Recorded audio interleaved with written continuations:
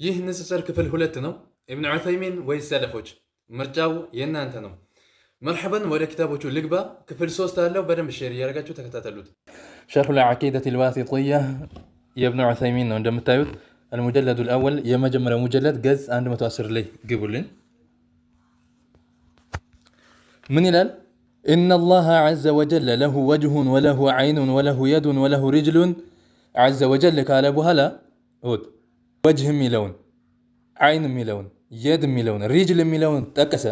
ይሄ ሁሉ አለው እንላለን አለ ለአላህ። የአሁኖቹ ያው አካል አድርገው ነው የሚተረጉሙት።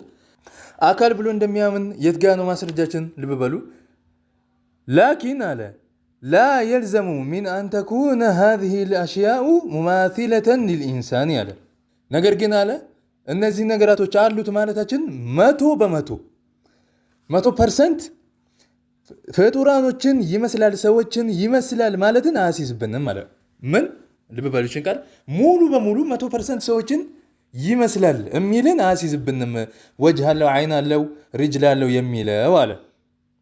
ግን ፈሁናከ ሸይኡን ሚነ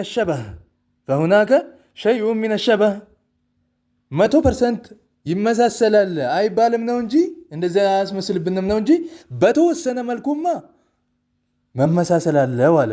ፈሁናከ ሸይኡን ሚነ ሸበህ በተወሰነ መልኩ ፍጡራኖችን ይመስላል። አይን አለው ስንል በተወሰነ መልኩ የሰዎችን ይመስላል ነው። ወጅህ አለው ስንል በተወሰነ መልኩ ይመስላል።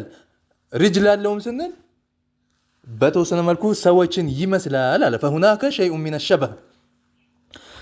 ከዛስ ላኪነሁ አለ ነገር ግን እሱ ለይሰ ዐላ ሰቢሊል ሙማሰለቲ 100% ማለትም 100% ሙሉ በሙሉ ይመሳሰላል በሚል መልኩ ሳይሆን በተወሰነ መልኩ ይመሳሰላል በሚል ማዕና አላህ ከሰዎች ጋር የሚመሳሰልበት ወጅህ አለው ብሎ ያስቀምጣል።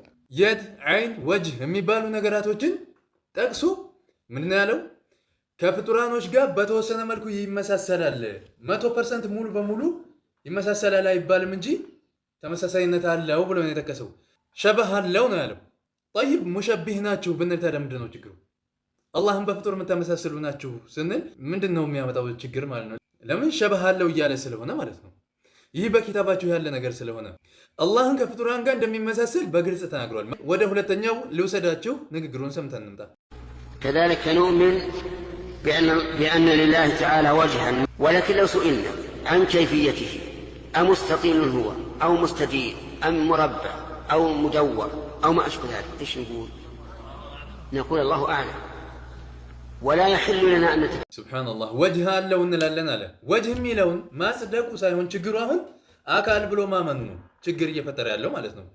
እኛ በቁርአንና በሐዲስ የተጠቀሱ ነገራቶችን አንክድም። ነገር ግን አካል ብሎ ነው የሚያምናቸው። ምን አለ? ሬክታንግል ነው፣ ስኩዌር ነው፣ ሰርክል ነው፣ ክብ ነው፣ 4 ማዕዘን ነው፣ 3 ማዕዘን ነው የሚለውን አናውቅም እንጂ እንዴት ነው ተብለን ብንጠየቅ ይሄንን አይ 3 ማዕዘን ይሁን 4 ማዕዘን ይሁን ሬክታንግል ይሁን ክብ ይሁን ይሄንን ወላሁ አዕለም እንላለን፣ አላህ ነው የሚያውቀው እንላለን አለ። ከጠቀሳቸው ማዕዘናቶች ውስጥ አንዱ የመሆን እድል አለው እያለ ነው። ባህሪ ደግሞ በእነዚህ ነገራቶች አይገለጽም።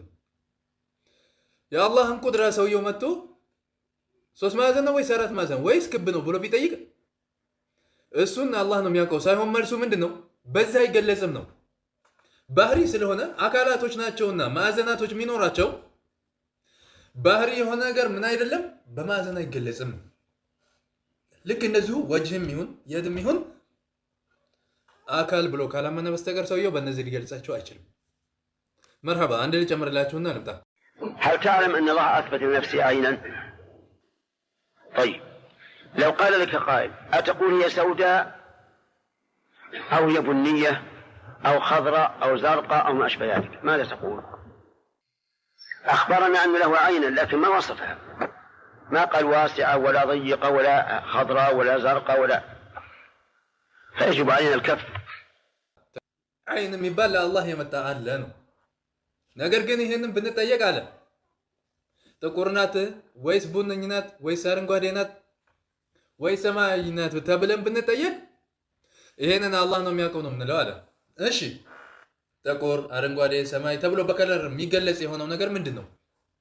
ባህሪ ነው ወይ? አላሁ ስብሓነሁ ወተዓላ ዓሊም ነው እንላለን። ዒልሙ ጥቁር፣ ነጭ፣ አረንጓዴ የሚባል አይደለም። ዓይን ተብሎ የመጣ ባህሪ ያለው ያንን ባህሪ ብሎ የሚያምን ሰው በዚህ መልኩ አይገልጸው።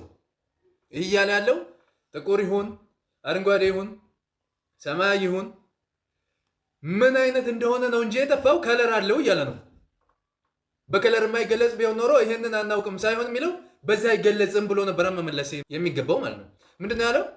የአላህን ዓይን ስለ እሷ ብንጠይቅ ጥቁር ይሁን ቡኒ ይሁን አረንጓዴ ይሁን ሰማያዊ ይሁን አላህ ነው የሚያውቀው ነው እንላለን አለ።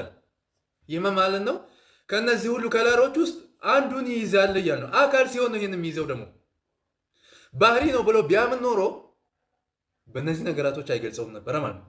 ወደ ቀደምቶች ኪታብ ልውሰዳችሁ። የሐዲስ ሊቃውንቶችን ኢጅማዕን ላሳያችሁ። አልከላሙ ዐላ ሲፋት በተሰኘ የኸጢቡ አልበግዳዲ ነው የአህሉል ሐዲሶችን ኢጅማዕን ሲያስቀምጡ ምን አሉ? ልብ በሉ። የሐዲስ ዑለማዎች ሊቃውንቶች የተስማሙበት ኢጅማዓቸው ነው። አህሉል ሐዲሶችን ነው የምንቀበለው ወይስ ኢብኑ ዑሰይሚንን? ፍርዱ ለእናንተ ይሆናል ማለት ነው። ገጽ 24 ላይ ልውሰዳችሁ። انظروا أجمع أئمة النقل على صحتها لاستفاضتها وعدالة ناقلها فيجب قبولها يد عين رجل ساق እየተባሉ የመጡ የሆኑ ሐዲሶችን ከላይ ለጠቀስናቸው ሰበብ ሲባል ፈየጅቡ ቀቡሉሃ መቀበሉ ግዴታ ነው አሉን። ልብ በሉ። አሁን እነዚህን የድ ብሎ የመጣን ዓይን ብሎ የመጣን ከዛሊከ ሳቅ ሪጅል የሚሉ ነገራቶችን ሐዲሱንም ይሁን ቁርአኑን እንቀበላለን ነው። ልብ በሉ። ነገር ግን ፈየጅቡ ቀቡሉሃ ያን መጣል አይቻልም፣ መቀበል ግዴታ ነው አሉ። ወልኢማኑ ቢሃ በእሷ ማመኑ ግዴታ ነው። ግን አሉ ከምን ጋር? ኢጅማዑን ነው። አጅመዐ አኢመቱ ነቅሊ ብለን ነው የተነሳ ነው። መዐ ሒፍዚል ቀልቢ ቀልቡን ከመጠበቅ ጋር ነው። ታዲያ ሊያምን ግዴታ የሚሆነው መዐ ሒፍዚል ቀልቢ ቀልቡን ከመጠበቅ ጋር አን የስቢቀ ኢለይህ ቀድሞት ከመምጣቱ በፊት ማለት ነው። ቀልቡን ከመጠበቅ ጋር ምንድን ነው ቀድሞት የሚመጣው? ኢዕቲቃዱ ማ የቅተዲ ተሽቢህ አላህ ቢኸልቂህ አላህን በፍጡር ማመሳሰልን የሚያስፈርድ የሆነ እምነት፣ አላህን በፍጡር የሚያስመስል ተሽቢህ ላይ የሚጥል የሆነ እንዲህ አይነት ፍርድን የሚያስከትል የሆነ እምነትን እሱን ቀድሞት ከመምጣቱ በፊት ይህንን ቀልቡን በመጠበቅ ከተሽቢህ ቀልቡን በመጠበቅ ምን ማድረግ? እኒህን ነገራቶችን ማመን ግዴታ ነው የሚለው ኢጅማዓቸው ነው አሉ። ልብ በሉ። አሁንም ማመኑ ግዴታ ነው ከምን ጋር?